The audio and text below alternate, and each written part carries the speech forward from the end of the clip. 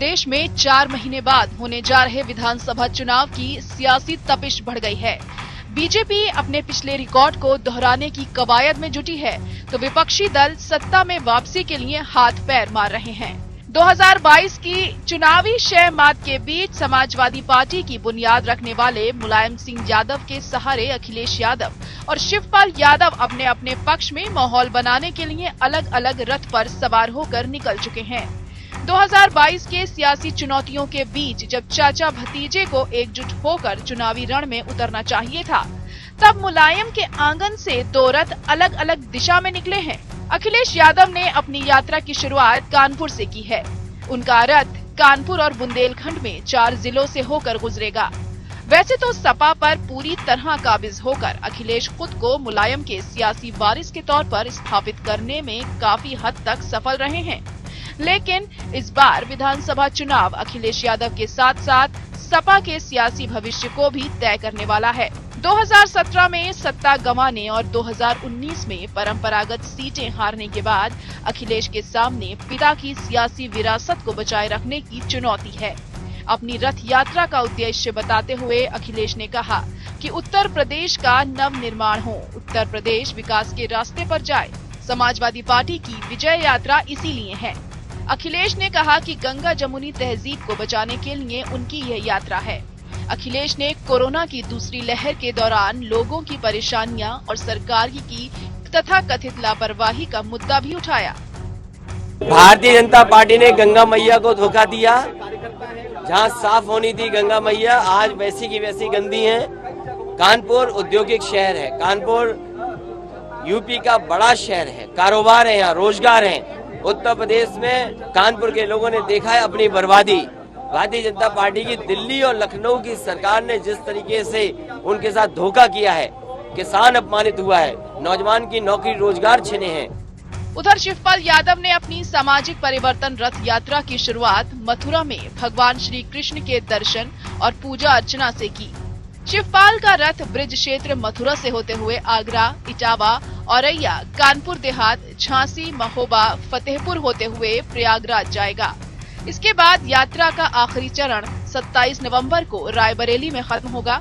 वहीं अभी तक 2022 के चुनाव की फाइट से बाहर नजर आ रही कांग्रेस को लखीमपुर हिंसा की घटना से सियासी संजीवनी मिली है और अब प्रियंका गांधी पार्टी को फ्रंट फुट पर लाने में जुट गई हैं। लखीमपुर की घटना के बाद वाराणसी में प्रियंका गांधी के सियासी तेवर और कांग्रेस की किसान न्याय रैली में उमड़ी भीड़ और इसके बाद सोमवार को लखनऊ के जीपीओ पार्क में स्थित गांधी प्रतिमा के पास प्रियंका के मौन व्रत ने न सिर्फ सत्तारूढ़ बीजेपी बल्कि दूसरे विपक्षी दलों को भी अपने अपने नफा और नुकसान तौलने को मजबूर कर दिया है। इसी कड़ी में चारों मृत किसानों के अंतिम अरदास में लखीमपुर पहुंची प्रियंका ने आम लोगों के बीच बैठकर अरदास की। हालांकि जब प्रियंका ने मंच से किसानों को संबोधित करने की इच्छा जताई तो किसान नेताओं ने साफ इनकार कर दिया। वैसे मोर्चे ने प्रियंका गांधी का और उनकी पार्टी का आभार जरूर जताया। आप जानते हैं कि चुनाव है ना, सब लोग अपने घर से बरसात की तरह निकल आएंगे, लेकिन भारतीय जनता पार्टी का कार्यकर्ता अपने नेताओं के साथ कंधे से कंधा मिलाकर जनता के आशीर्वाद लेने के लिए पूरे 5 वर्ष काम करता है। माना जा रहा है कि उत्तर प्रदेश की चुनावी तैयारी और कार्यक्रम को लेकर बीजेपी यूपी के नेताओं की दिल्ली में हुई बैठक में भी लखीमपुर खीरी घटना के असर पर बातचीत हुई। बीजेपी के संगठन मंत्री BL संतोष के नेतृत्व में शुरू हुई इस बैठक में यूपी के बीजेपी के चुनावी प्रभारी धर्मेंद्र प्रधान, प्रदेश प्रभारी राधा मोहन सिंह, प्रदेश अध्यक्ष स्वतंत्र देव सिंह, प्रदेश संगठन मंत्री सुनील बंसल बैठक में मौजूद रहे। बाद में बीजेपी अध्यक्ष JP नड्डा भी बैठक में शामिल हुए। लगभग 6 घंटे चली इस बैठक को 2 हिस्सों में बांटा जा सकता है। पहले 4 घंटे में चुनावी कार्यक्रमों पर चर्चा हुई, जबकि बाद के 2 घंटों में प्रचार प्रसार संबंधी मुद्दों पर चर्चा और रणनीति बनाई गई। पार्टी सूत्रों के मुताबिक अगले 100 दिनों के 100 कार्यक्रमों की रूपरेखा को अंतिम रूप देने के लिए चर्चा हुई। इसमें विभिन्न जातियों के सम्मेलन, पन्ना प्रमुखों का सम्मेलन समेत ऐसे लोगों से संपर्क करने की योजना बनाई गई जो राज्य और केंद्र सरकार की योजनाओं से लाभान्वित हुए हों। यूपी के नेताओं के साथ अंतिम 2 घंटों में यूपी चुनाव के आगामी कैंपेन को लेकर भी विस्तार से चर्चा हुई।